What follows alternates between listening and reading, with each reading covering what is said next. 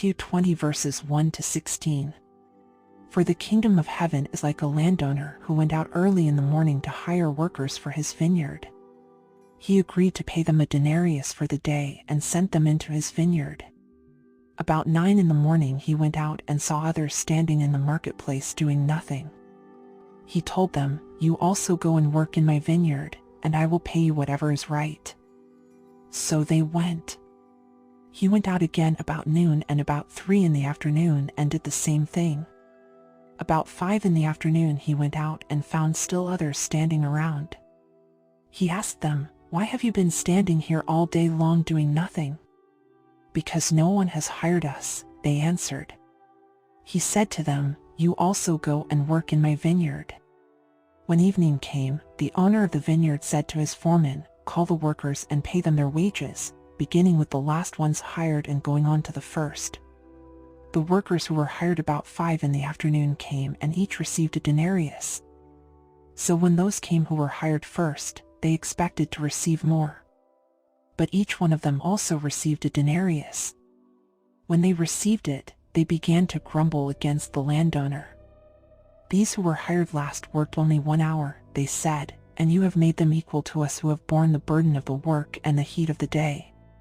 But he answered one of them, "I am not being unfair to you, friend. Didn't you agree to work for a denarius? Take your pay and go. I want to give the one who was hired last the same as I gave you.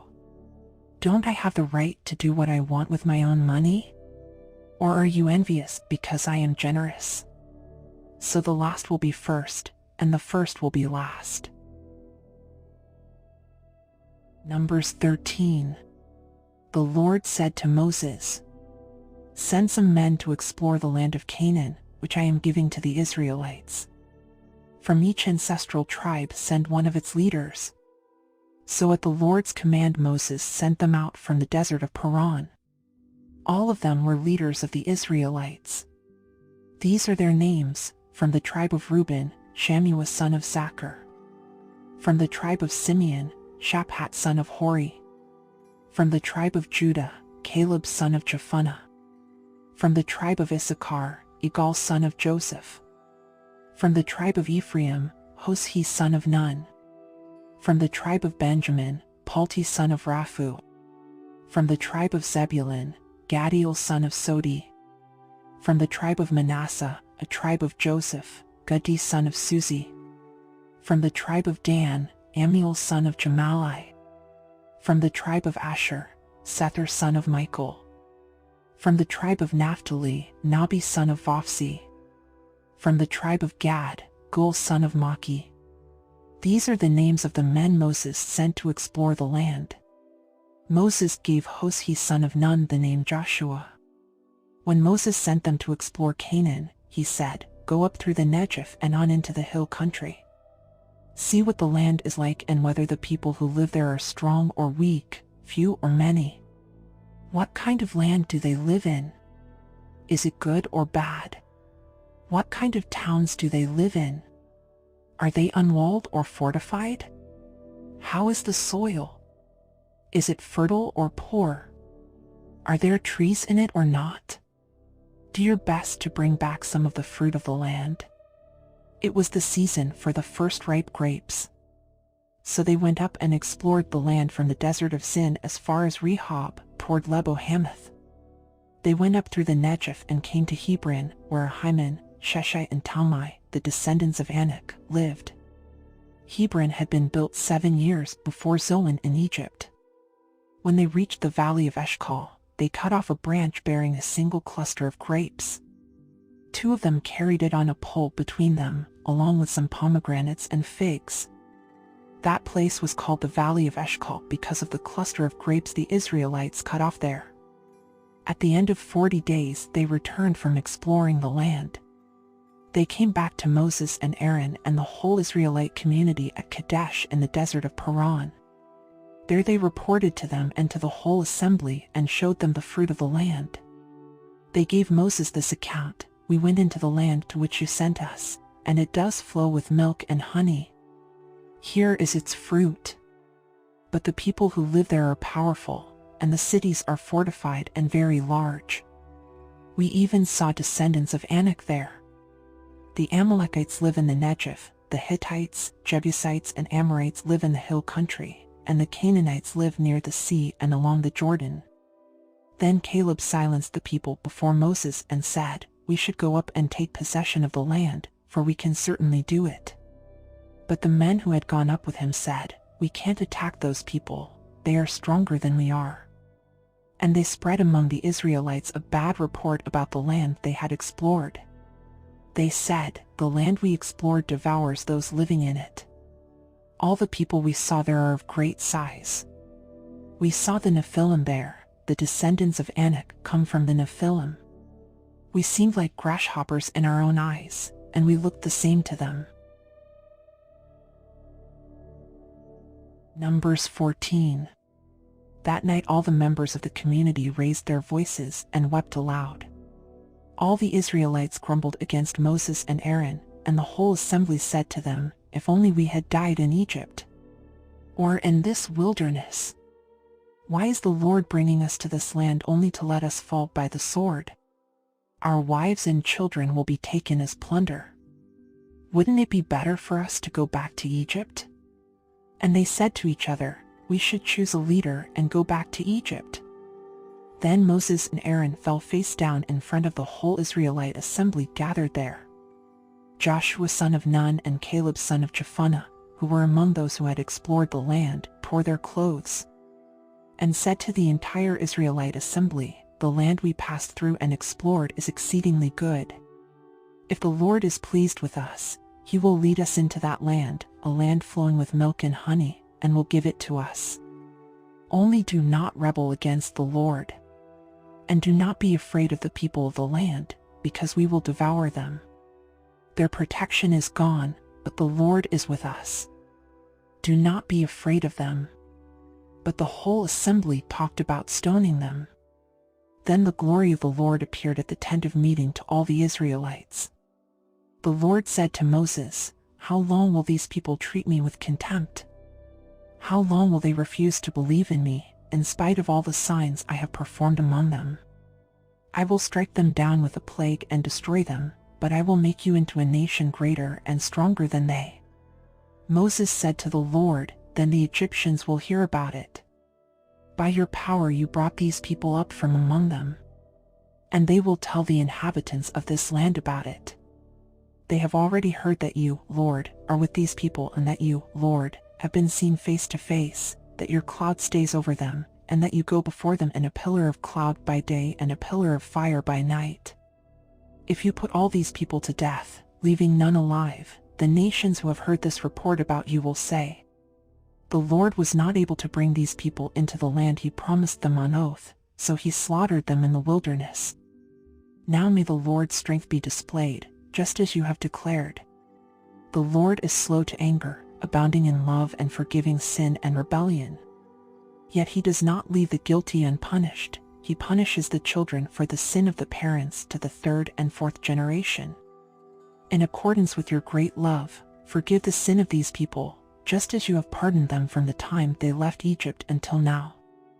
The Lord replied, "I have forgiven them, as you asked. Nevertheless, as surely as I live and as surely as the glory of the Lord fills the whole earth, not one of those who saw my glory and the signs I performed in Egypt and in the wilderness, but who disobeyed me and tested me 10 times, not one of them will ever see the land I promised on oath to their ancestors. No one who has treated me with contempt will ever see it. But because my servant Caleb has a different spirit and follows me wholeheartedly, I will bring him into the land he went to, and his descendants will inherit it. Since the Amalekites and the Canaanites are living in the valleys, turn back tomorrow and set out toward the desert along the route to the Red Sea." The Lord said to Moses and Aaron, "How long will this wicked community grumble against me? I have heard the complaints of these grumbling Israelites. So tell them, as surely as I live, declares the Lord, I will do to you the very thing I heard you say. In this wilderness your bodies will fall, every one of you 20 years old or more who was counted in the census and who has grumbled against me. Not one of you will enter the land I swore with uplifted hand to make your home, except Caleb son of Jephunneh and Joshua son of Nun. As for your children that you said would be taken as plunder, I will bring them in to enjoy the land you have rejected. But as for you, your bodies will fall in this wilderness. Your children will be shepherds here for 40 years, suffering for your unfaithfulness, until the last of your bodies lies in the wilderness. For 40 years, 1 year for each of the 40 days you explored the land, you will suffer for your sins and know what it is like to have me against you. I, the Lord, have spoken, and I will surely do these things to this whole wicked community, which has banded together against me. They will meet their end in this wilderness. Here they will die. So the men Moses had sent to explore the land, who returned and made the whole community grumble against him by spreading a bad report about it. These men who were responsible for spreading the bad report about the land were struck down and died of a plague before the Lord. 38 of the men who went to explore the land, only Joshua son of Nun and Caleb son of Jephunneh survived. When Moses reported this to all the Israelites, they mourned bitterly. Early the next morning they set out for the highest point in the hill country, saying, "Now we are ready to go up to the land the Lord promised. Surely we have sinned." But Moses said, "Why are you disobeying the Lord's command? This will not succeed. Do not go up, because the Lord is not with you. You will be defeated by your enemies. For the Amalekites and the Canaanites will face you there. Because you have turned away from the Lord, He will not be with you and you will fall by the sword."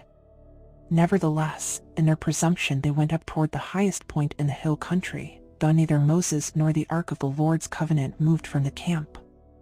Then the Amalekites and the Canaanites who lived in that hill country came down and attacked them and beat them down all the way to Hormah. Ecclesiastes 9 verses 1 to 12. So I reflected on all this and concluded that the righteous and the wise and what they do are in God's hands, but no one knows whether love or hate awaits them. All share a common destiny, the righteous and the wicked, the good and the bad, the clean and the unclean, those who offer sacrifices and those who do not. As it is with the good, so with the sinful, as it is with those who take oaths, so with those who are afraid to take them. This is the evil in everything that happens under the sun, the same destiny overtakes all. The hearts of people, moreover, are full of evil, and there is madness in their hearts while they live, and afterward they join the dead. Anyone who is among the living has hope, even a live dog is better off than a dead lion. For the living know that they will die, but the dead know nothing, they have no further reward, and even their name is forgotten.